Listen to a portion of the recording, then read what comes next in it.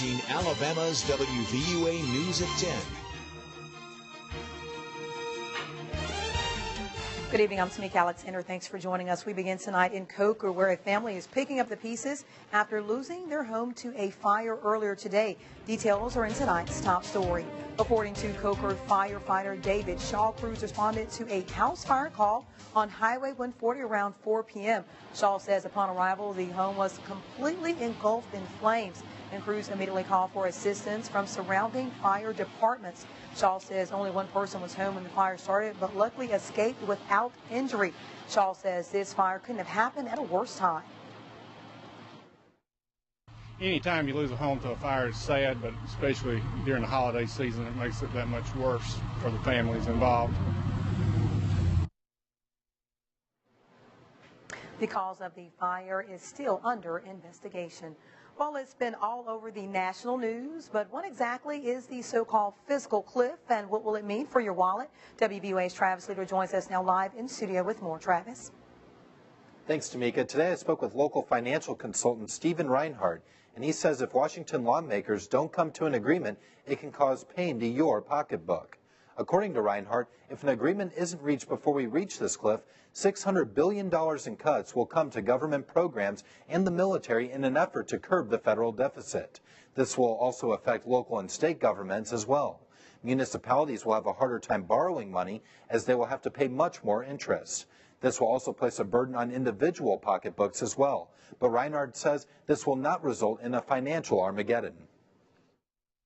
The world's not going to come to an end. People are still going to pay their power bills and their telephone bills and their electricity bills, and they're still going to drive their cars and so forth. So there are large blue chip companies that in the energy sector, the utility sector, and various areas that will continue to be there. Reinhardt says there's no need to panic even if your tax rates go up. He wants to remind you that you won't have to pay that extra amount all in one day. You will have a whole year's worth of time to make up for the increase. Regardless, a lot of eyes are on Washington as we count down to the new year. Tamika? Thanks, Travis. According to a spokesperson for the president and House Speaker John Boehner, President Barack Obama and congressional leaders will discuss the looming fiscal cliff Friday at the White House. Reporter Dana Bash has the very latest. Hundreds of Waterford crystals carefully installed on the iconic New Year's Eve ball in New York's Times Square.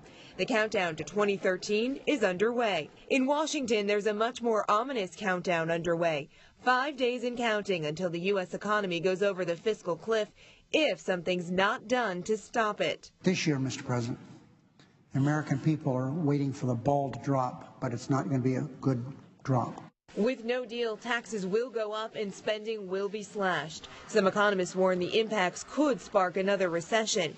With the deadline approaching, President Obama returned to the White House and the U.S. Senate is back in session. The House will reconvene by Sunday evening. Procedurally, there's still time. It certainly depends on how complicated the fix is. The primary sticking point continues to be taxes. Democrats want to extend the Bush-era tax cuts to everyone except those Americans making $250,000 or more a year.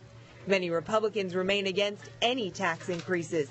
The debate is sparking a high-stakes match of the political blame game. John Boehner seems to care more about keeping his speakership than about keeping the nation on firm financial footing. Nobody's willing to pull the trigger. Everybody wants to play the blame game. Yep. Well, this blame game is about to put us over the edge. And over the edge is just where the economy may go. Some say a scenario that could play out is allowing tax increases to take effect on January 1st. Then on the 3rd, when the new Congress is sworn in, lawmakers can vote to cut taxes. I'm Elizabeth Corridon reporting. House leaders announced the chamber would reconvene Sunday and possibly stay in session until a new Congress is sworn in on January 3rd. Well, back here in West Alabama, another big story we're keeping a close eye on is the temperatures. They're continuing to drop, but just how low will the mercury go and how long will this cool weather stick around? WVUA's Daniel Sparkman joins us now with a first look at the frigid forecast. Hey, Daniel.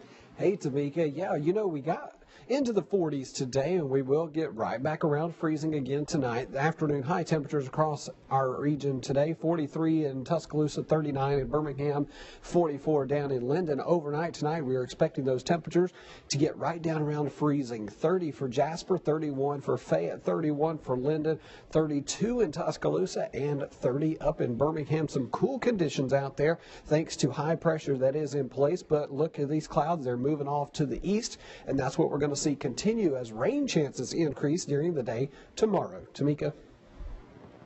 Thanks, Daniel. With a few nights of freezing temperatures ahead, here are a few things you do not want to forget. Be sure to check on children and the elderly who are especially vulnerable to the cold weather and least able to protect themselves. Make sure to dress in layers and wear a hat that covers your ears. And don't forget about the plants. Bring potted plants indoors and keep outdoor plants and trees watered. If possible, bring all pets indoors. Pets that must be left outside should have an enclosed shelter with the entrance facing away from the wind. And taking time to prepare for the cold could prevent a house fire.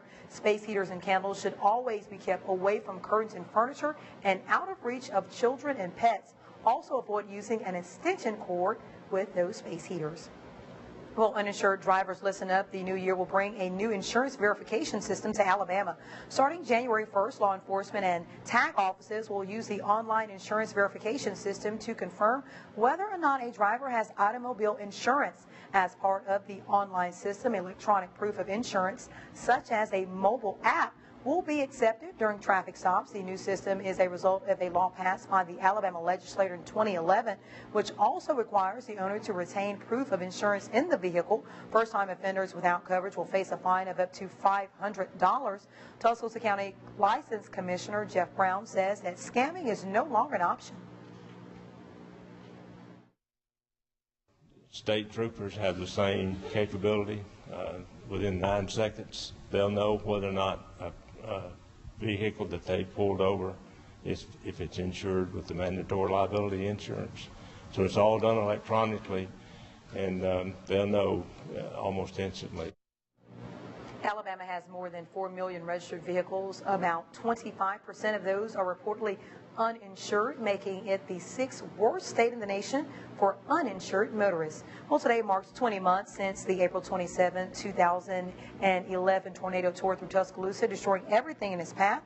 But signs of recovery continue to occur all over Tuscaloosa. While driving down 15th Street in Tuscaloosa, you may notice a lot of construction on both sides of the road. Close to Forest Lake, some businesses are being built, but other structures like Emergent Care have yet to be demolished. Near the McFarland Boulevard intersection, construction on the CVS pharmacy is close to completion, while the mixed-use facility at the Old Wood Square is well underway. Well, Tuscaloosa residents may also notice movement in the old McFarland Mall parking lot off Skyland Boulevard. The Midwest-based franchise restaurant Cheddar's will soon be the new addition to Tuscaloosa. According to city officials, the building should be up and running by the end of April 2013. And good news for all of you who like the great outdoors. The outdoor gear supply store Gander Mountain has announced it will be opening its 4th Alabama location in Tuscaloosa in late spring of 2013. According to Gander Mountain officials, the new store will feature 43,000 square feet of outdoor shopping space. The store will be located on McFarland Boulevard East on the former site of Bear Bryant Motors. Well, some Tuscaloosa residents are taking a little time out of their week to celebrate Kwanzaa. Locals gather to sing, worship, and read scripture. Speakers discuss the symbols, history, and practices of Kwanzaa. They also perform the Kwanzaa tradition of lighting the mishuma. During tonight's event, speakers discuss Principle 2, which is self-determination. Christian Community Church Pastor Clarence Sutton Sr. says this is a valuable principle to teach, especially for young people. It really generally helps people to see how they fit into the larger puzzle of the community, of the society. And our young people generally need to learn how to develop that self-love, that self-awareness, that healthy self-esteem that can see how they fit in that larger fabric of society. There are still 5 more nights of celebration. Tomorrow they will discuss the principle of collective work and responsibility. Alabama fans are counting down the days until the BCS National Championship, and Alabama's home team will have all the action from Miami covered for you. Starting Thursday, January 3rd through the weekend, we will have live reports from Miami. On Monday, January 7th, our special BCS programming will start at 4 o'clock. If you're headed to Miami, we'll have all that useful information for your trip. And if you'll be watching the festivities from home, you'll get the full experience from Alabama's home team. That's starting 1 week from today, Thursday, January 3rd. Well, in WVUA News, at 10 returns, Operation Desert Storm leader Norman Schwarzkopf has passed away. We will have the very latest details. Plus, Ford is creating thousands of jobs nationwide. What could this mean for you? We'll have the latest on the car maker's recent announcement. And Gary Harris will have the latest on the Crimson Tide's BCS National Championship game preparations. That's ahead in Alabama's home team sports.